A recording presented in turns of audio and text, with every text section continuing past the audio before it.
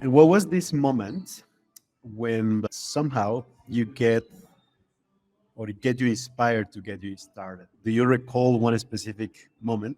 And uh, and I remember when you were off in Mexico, you were talking about this specific moment when you were a kid, and then your parents were playing music in your car for you.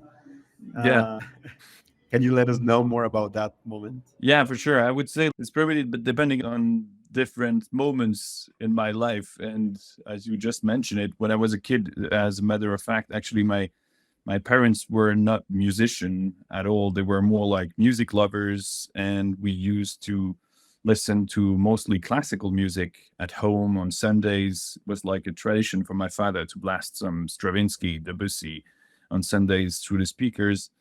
But when we would go down on holidays to France, for example, or taking the car, then the playlist was different, and they would play some music from their time, actually, because I'm a kid from the 80s, so I was raised and born there. So it was like the beginning of synth music and stuff like Vangelis, where I really recall being in the car, looking at all the landscapes actually passing by with this incredible music made out of instruments I never heard before, sounds I never heard before. And I was amazed how I could start to let my thoughts and imagination really drift away. And so that was really like some sort of inspiration, because I didn't know like where these sounds were coming from, what type of image they would create in my head as references or whatever. So I was really like going into space. And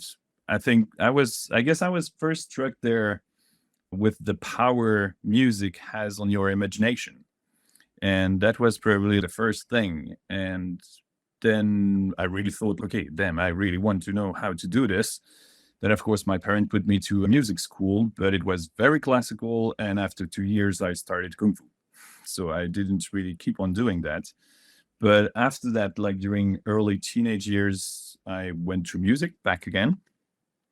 And I met some people who introduced me to some, I don't know, electronic music as well, again, because I was more into like rock, garage stuff at first, Nirvana type of things, Rage Against the Machine. And then I drifted into jazz. I was a bass player, but really bad. I was like really not working so much about this. And I met this guy, and this guy introduced me to the music of Brian Eno, Steve Reich, Aphex Twin, Boards of Canada, Square Pusher, Outtaker, the whole War Ninja Tune catalog, and lots of other stuff. And there I really also realized how impactful music can be in emotions somehow, because some of these tracks really touched me, and they were very welcome at that time, because it was not like the best time of my life at that moment. So actually they really helped me to go through these moments. And I realized, okay, this is like so powerful. This is really a thing I love. It's helping me. It helps me go through emotions in my life. It's giving me joy, pleasure. This thing, it's just air moving, but I want to know how to do this. And so I think it was like probably the first triggers.